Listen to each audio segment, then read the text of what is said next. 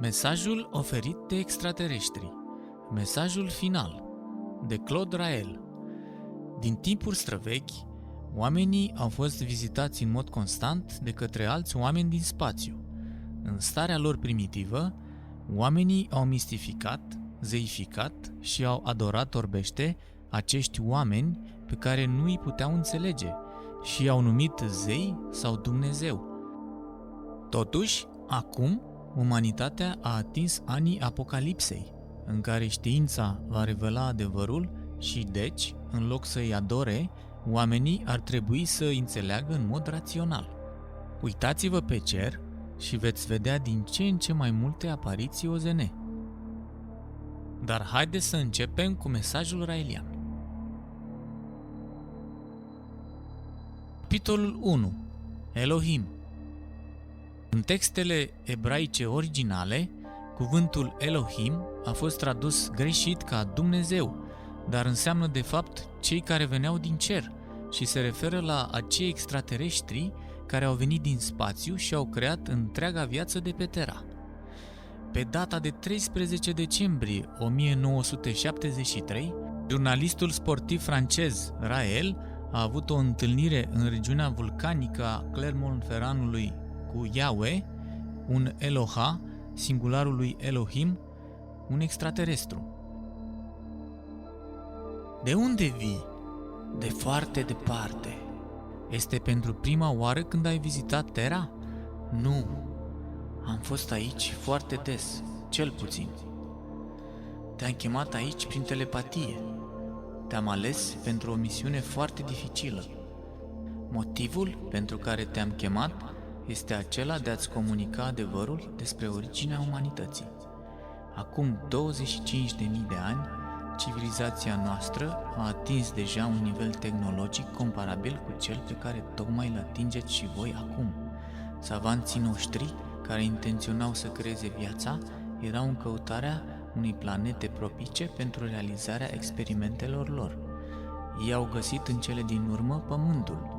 Pământul era în acele momente acoperit în întregime cu apă și o ceață subțire, așa că am adaptat atmosfera pentru viață și am ridicat un continent de pe fundul oceanului.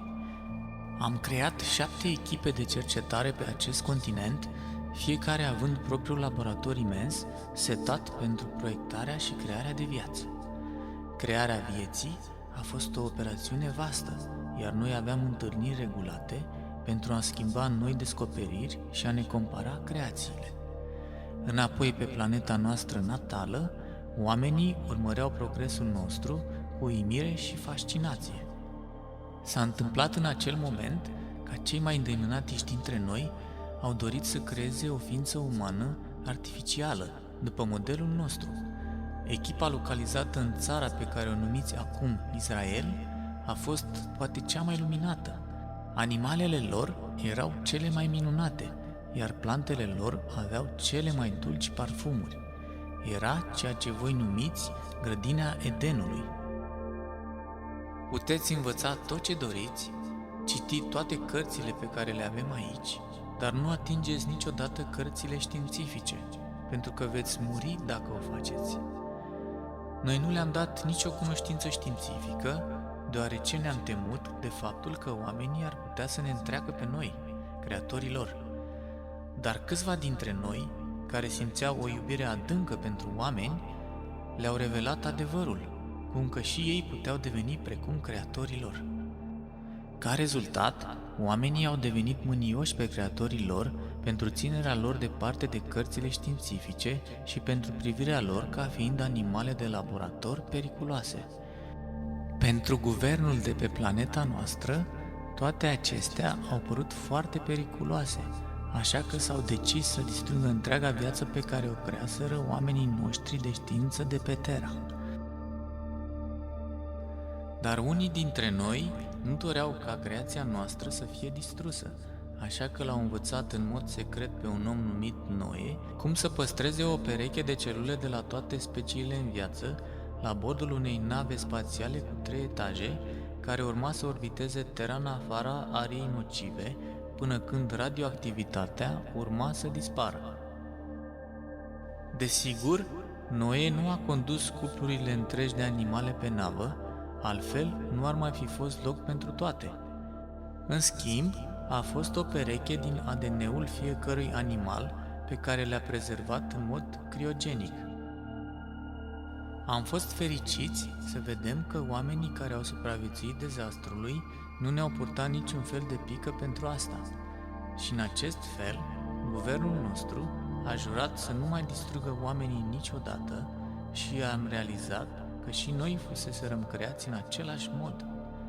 Totuși, relația dintre oameni și creatorii lor a rămas turbulentă pentru ceva vreme. Ca exemplu, avem distrugerea turnului Babel, de fapt o rachetă destinată planetei creatorilor, și bombele atomice de la Sodoma și Gomora. Cuvântul profet înseamnă cel care revelează adevărul. Noi am trimis un mesager în fiecare epocă pentru a lăsa dovezi ale prezenței noastre, așa încât mai târziu oamenii să poată înțelege ce am făcut. Aceasta i-a inclus pe Moise, Buddha, Ilie, Isus și Mohamed. Misiunea lui Isus a fost aceea de a răspândi adevărul despre originea umanității, în anticiparea anilor Apocalipsei. Aceasta vine din cuvântul grecesc însemnând revelație, în alte cuvinte, era în care știința va permite în omenirii să înțeleagă. De ce? De ce ne-ați urmărit de atâta vreme? De ce doriți să ne oferiți această informație? Iubirea pe care noi, creatorii voștri, o avem pentru umanitate este infinită. Noi vă iubim. Am dorit să vedem dacă umanitatea ne va iubi de asemenea. Noi am creat viața pe alte 2 planete. În prezent, toate cele 3 planete sunt în competiție. Este foarte posibil ca voi să vă autodistrugeți. Totuși, dacă alegeți calea înțelepciunii, noi vă vom înmâna cei 25.000 de ani de avans științific ca fiind moștenirea de la noi. Voi trebuie să încercați și să eliminați misticismul cât de repede puteți. De exemplu, atunci când Moise a lovit valurile cu toiagul său și a despărțit Marea Roșie pentru a conduce oamenii lui Israel către Egipt, a fost de fapt OZN-ul nostru care a emis o undă de repulsie pentru a forma un pasaj prin mijlocul mării. Dacă doriți ca noi să vă vizităm pe Terra în mod deschis, vă rugăm să construiți o ambasadă oficială pentru a ne primi și trimiteți-ne iubirea voastră prin telepatie. În ultima zi de întâlniri cu Iahve, Rael i-a pus o serie de întrebări. Noi ne-am întâlnit pentru 6 zile acum. Tu te întorci pe planeta ta după fiecare întâlnire? Nu! M-am întors doar pe nava noastră intergalactică, pe care o folosim ca bază și este permanent în apropierea Pământului. Sunt bombele nucleare un pericol pentru umanitate? Da, sunt extrem de periculoase. Primul lucru pe care trebuie să-l facă umanitatea este acela de a confisca tehnologia nucleară din mâinile armatelor. Cum rămâne cu problema suprapopulării? Dacă dați o lege care autorizează femeilor să aibă maxim 2 copii, atunci populația voastră va înceta să mai crească. Mariajul există pe planeta voastră? Nu! Bărbații și femeile sunt cu toții liberi. Gelozia nu există, nici posesivitatea sau posesiunea. Cum este sistemul vostru educațional? Nu este bazat pe memorie, așa cum se întâmplă la voi. Informațiile sunt transmise în creier în mod chimic, iar copiii învață să gândească în mod creativ. Cum este cu rasele diferite? Noi avem o populație de aproximativ 7 miliarde de oameni și 7 rase.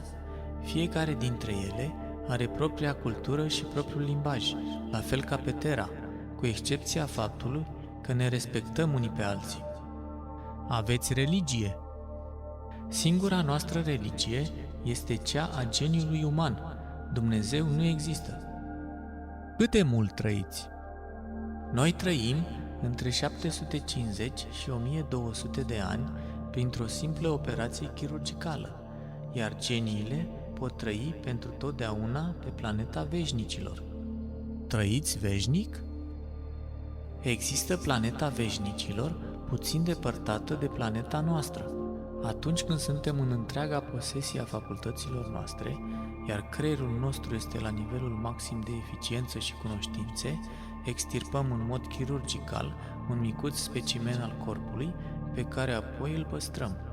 După aceea, atunci când murim cu adevărat, luăm o celulă din specimenul păstrat și recreăm corpul în întregime, la fel cum a fost la momentul în care specimenul a fost luat.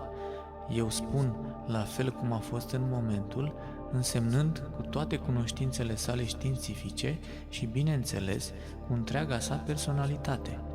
Dar în acest caz, corpul este făcut din noi elemente cu potențialul pentru încă 1000 de ani de viață și tot așa pentru eternitate.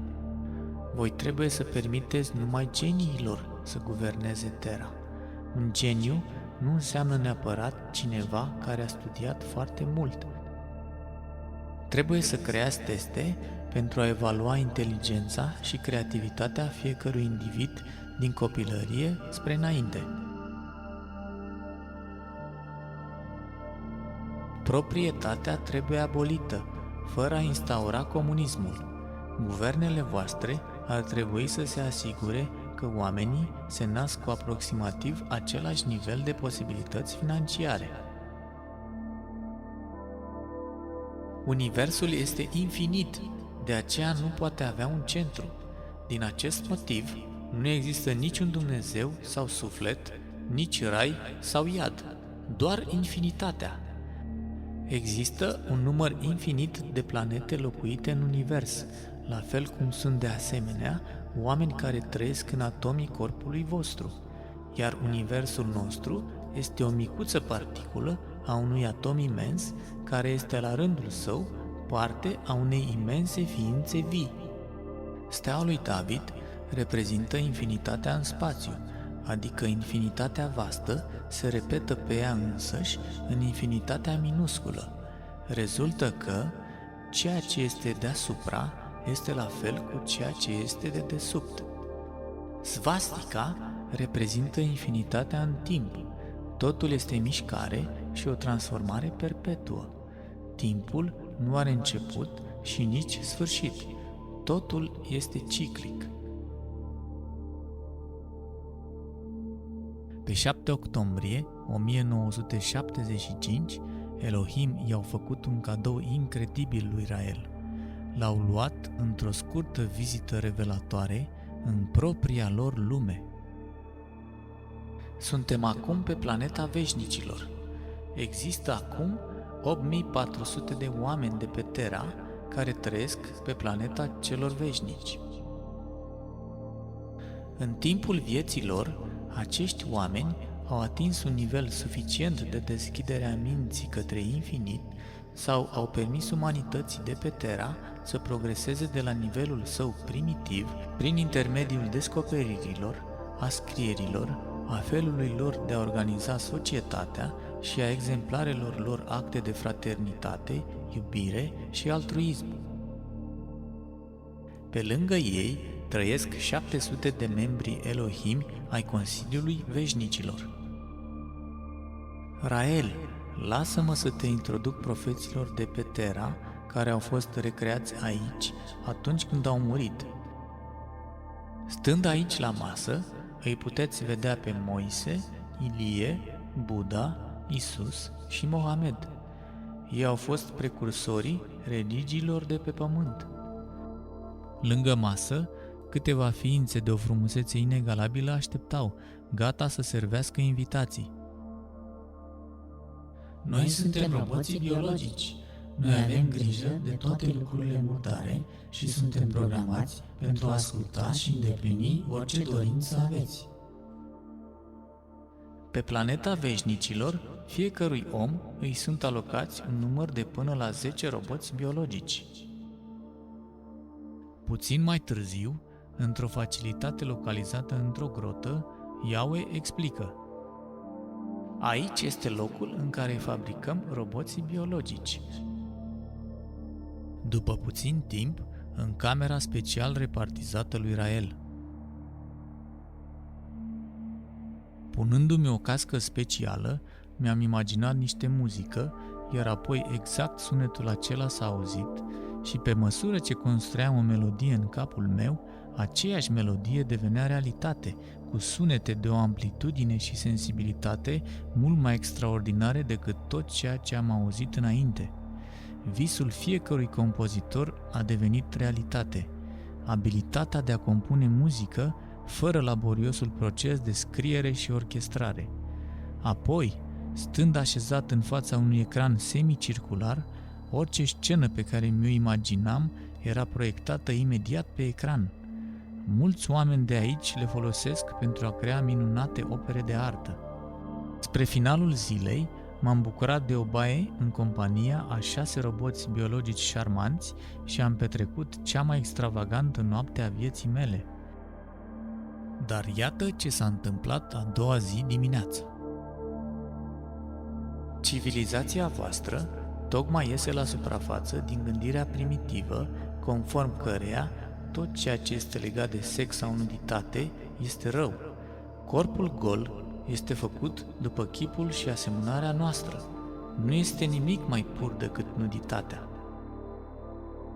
Rael, oamenii evrei sunt descendenții noștri direcți pe Terra. Noi sperăm că ambasada noastră va fi construită pe pământul oferit de către guvernul israelian. Rael, tu trebuie să unești oameni din toate religiile. Nu încerca să convingi, doar adună împreună pe cei care te înțeleg. Ei te vor ajuta. Tu ești ambasadorul nostru, mesagerul și profetul nostru. Eu sunt Yahweh, Alfa și Omega. Eu am fost primul pe Terra și eu voi fi și ultimul. Trimit acest mesaj tuturor oamenilor de pe Terra prin intermediul lui Rael. Trezește-te, adormitule ce ești. Aceasta nu este o poveste fabricată. Rael este ultimul profet. Urmându-le lui Moise, Ezechiel, Ilie, Buddha, Isus sau Mohamed, ești destul de norocos să fii unul dintre contemporanii săi și de a fi capabil să primești învățămintele sale în mod direct. Tu, cel care citește acest mesaj, tu trebuie să ajuți ambasadorul nostru, Rael, să răspândească mesajul în întreaga lume și să faci tot posibilul pentru a ajuta la construirea ambasadei pentru primirea creatorilor tăi. Nu există niciun Dumnezeu sau suflet, dar există Elohim. Pentru cei care au citit deja mesajul Elohimilor și sunt de acord cu el, următorul vostru pas va fi să faceți transmisiunea. Acesta este un eveniment foarte important în timpul căruia planul vostru celular este transmis către creatorii noștri așa încât să fie recreat după moartea ta. Transmisiunea este un eveniment la care, în timpul vieții noastre, îi recunoaștem pe Elohim ca fiind creatorii noștri prin transmiterea planului nostru celular, adică a secvenței noastre individuale de ADN, către computerul Elohimilor, creatorii noștri. Asta are loc în 4 zile din an, prima duminică din aprilie, 6 august, 7 octombrie și 13 decembrie. Transmisiunea este disponibilă celor care au împlinit minim 15 ani, care au citit mesajul de la creatori sau au ascultat acest audio, îl recunosc pe Rael ca fiind ultimul profet și înțeleg faptul că nu există niciun Dumnezeu sau suflet. Dacă doriți să aflați mai multe, puteți descărca gratuit mesajul Elohimilor de pe ro.rael.org de la secțiunea Downloads. Toate cele 5 cărți scrise de Rael se află acolo în mod gratuit. Să ne vedem cu bine!